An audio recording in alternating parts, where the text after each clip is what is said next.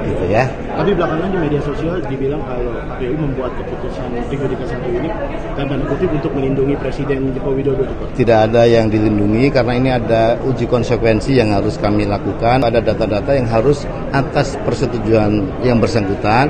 Keputusan KPU 731 itu hanya menyesuaikan dengan pengaturan dalam Undang-Undang Keterbukaan Informasi Publik di Undang-Undang 14 tahun 2008 yang intinya secara umum atas data-data seseorang, para pihak yang nanti kalau kita atur di pencalonan Presiden Wakil Presiden termasuk data-data yang ada saat ini itu berkaitan dengan data-data yang dikecualikan yang diatur di pasal 17 huruf G dan huruf H itu harus dia bisa dibuka atas persetujuan yang bersangkutan atau karena putusan pengadilan sebagaimana diatur dalam Undang-Undang Keterbukaan Informasi pasal 18 huruf A ayat 2. Jadi pada intinya kami hanya menyesuaikan pada dokumen-dokumen tertentu yang ada dalam tanda kutip aturan untuk dijaga kerahasiaannya, misalnya berkaitan dengan rekam medis,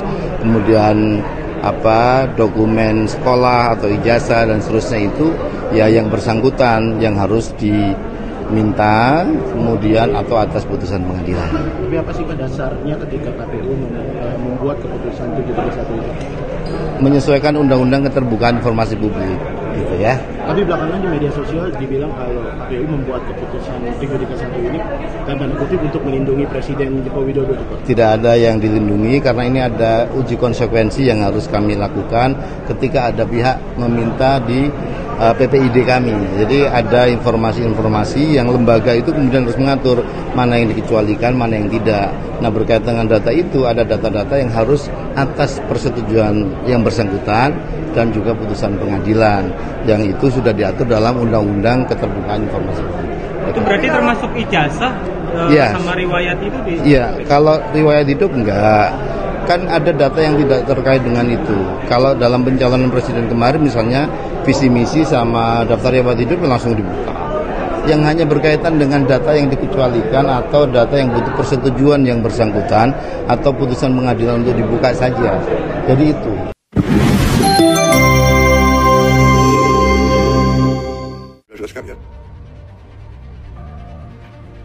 Saya minta dukungan seluruh MPR. Saya minta dukungan seluruh partai politik untuk mendukung ini demi rakyat kita, saudara-saudara. Ya. Dan saya beri peringatan. Meminta dukungan. Apakah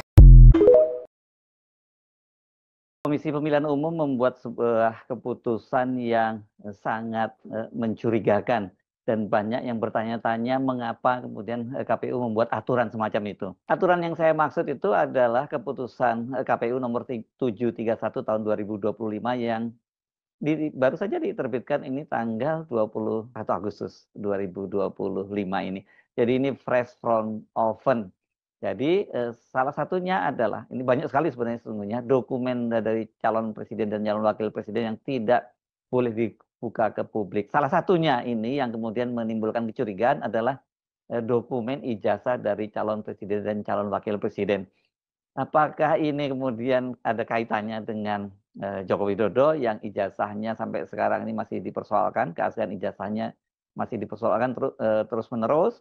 Dan kemudian yang terbaru itu adalah ijazah dari Wakil Presiden Gibran Rakabuming yang notabene adalah anaknya Jokowi.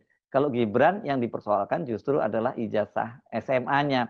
Bahkan sekarang ini Gibran itu sedang digugat di Pengadilan Negeri Jakarta Pusat dan ini nggak main-main. Gugatannya soal ijazah SMA-nya ini dia diminta untuk membayar ganti rugi 125 triliun.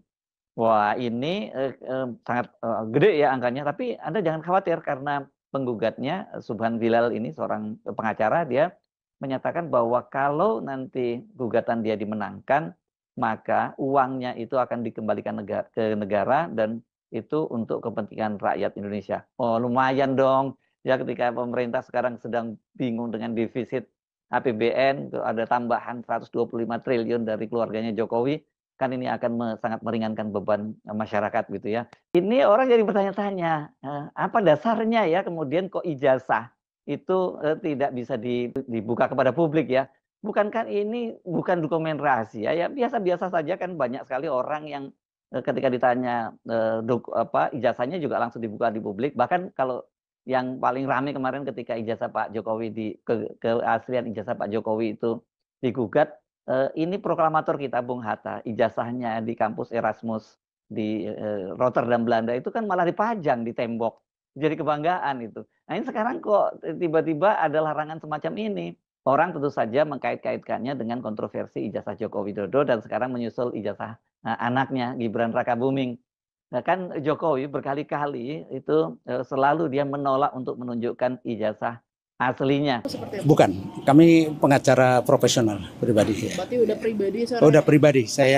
Kami mewakili Gibran Rakabuming Raka. Penerimaan surat kuasanya itu per kapan, Pak? Tanggal 9 kemarin. Kuasa langsung dari Pak Gibran? Betul, kami terima kuasa langsung dari Pak Gibran. Mungkin boleh disebutkan nama dan law firm-nya Pak, mungkin kita jelaskan. Nama saya Dadang Herli Saputra, saya Basuki, terus kemudian Anton Alawi, kemudian dari Akalovo. Dari surat Jakarta, surat kuasa ini Pak Gibran menyampaikan apa sih untuk ke Bapak?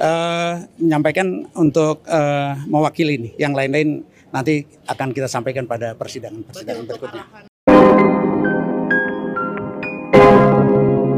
Yuk guys, balik lagi bersama saya tentunya Uki Kevin. Nah, ini ada segmen baru yaitu tentang ada aturan baru ya, KPU, aturan baru dari KPU ya guys ya. Ijazah capres dan cawapres tidak boleh ditunjuk ke publik katanya guys ya.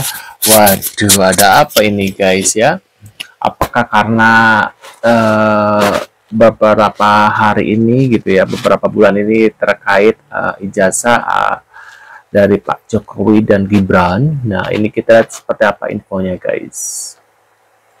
Aturan baru KPU, tak bisa buka ijazah capres cawapres tanpa izin.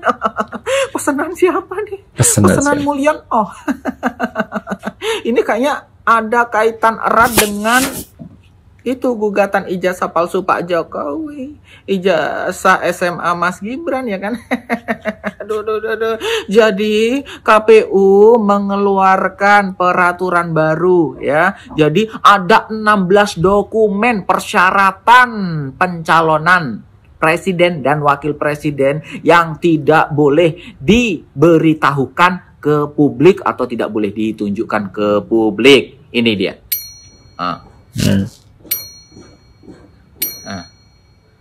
Oh, ya kan? Ada 16 ya. Yang saya perhatikan itu 3 yang paling urgent sebenarnya. 1, ijazahnya nggak boleh ditunjukkan ke publik. 2, SKCK-nya nggak boleh. Terus habis itu daftar riwayat hidup. Tuh.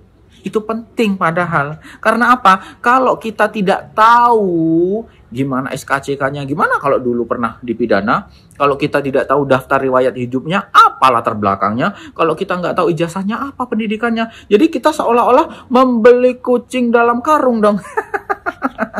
Masyarakat itu berhak lo tahu sebenarnya apa pendidikannya, ini, itu ijazahnya seperti apa. Nanti kalau palsu gimana? Hah? Karena apa? Masyarakat itu pengen punya presiden dan wakil presiden yang benar-benar baik, latar belakangnya jelas, sekolahnya jelas, ijazahnya jelas, riwayat hidupnya jelas, begitu loh. Kenapa sih tiba-tiba ada aturan kayak gini, habis ada gugatan-gugatan itu, kayaknya ini pesanan ini kayaknya ya. Pesanan. Gimana menurut kalian? Apakah ini benar pesanan dari Mulyan? Oh, atau gimana? Coba di komen. Karena pas banget momennya ya. Waduh. Nah, ini ada DPR kembali jadi sorotan rakyat setelah memutuskan untuk tidak mau tergesa-gesa dalam membahas RUU perampasan aset gitu guys ya. Itu langsung kita simak. DPR kembali menjadi sorotan setelah memutuskan untuk tidak mau tergesa-gesa membahas rancangan undang-undang perampasan aset guys. Katanya sih alasannya tidak mau tergesa-gesa dalam membahas rancangan undang-undang perampasan aset, ingin masih terus membuka masukan-masukan dari masyarakat. Pertanyaannya adalah masyarakat yang mana? Demo besar yang kemarin itu hampir terjadi di seluruh kota di Indonesia. Tuntutan demo kemarin itu apa? Salah satunya itu untuk membahas rancangan undang-undang perampasan aset segera disahkan. Lah kok ini pakai alasan katanya nggak mau tergesa-gesa karena masih mau menerima masukan dari masyarakat. Masyarakat yang mana? Kemarin tuh sehari dikebut bisa ngesahin undang-undang yang intinya DPR bisa mencopot pimpinan KPK, MK, Hakim, Kapolri, bahkan TNI. Para pimpinan-pimpinan penegak hukum ini bisa dicopot oleh DPR, guys. Dan undang-undang ini disahkan tanpa persetujuan rakyat. Tuh bisa. Kenapa ini rancangan undang-undang perampasan aset tetap nggak bisa, guys? Tidak mau tergesa-gesa alasannya. Ini ada apa nih? Secara tidak langsung ya, kekuasaan tertinggi itu bukan di presiden, guys ya, tapi di DPR dan MPR. Kalian ngerti kan maksud saya? Padahal presiden kita, Pak Prabowo Subianto, itu ya kemarin menyetujui dan ingin menyuruh DPR agar segera mengesahkan rancangan undang-undang perampasan aset, guys. Tapi memang mandeknya itu di DPR, nggak disah-sahin dari dulu. Padahal udah dari tahun 2010 loh, guys. 2010 rancangan undang-undang perampasan aset ini sudah dibahas antar kementerian dan akan diserahkan ke DPR. Tapi ya sampai sekarang tahun 2025 RUU itu belum disahkan juga, dan bahkan mau dibahas pun alasannya tidak mau tergesa-gesa. Ini ada apa nih sebenarnya? Tahu kan sekarang sumber masalahnya, sumber boroknya, sumber penyakitnya ada di mana? Bukan di presiden, guys. Mau ganti presiden kayak apapun ya, kalau kelakuan-kelakuan para DPR ini ya begini, ya bakalan kayak gini terus.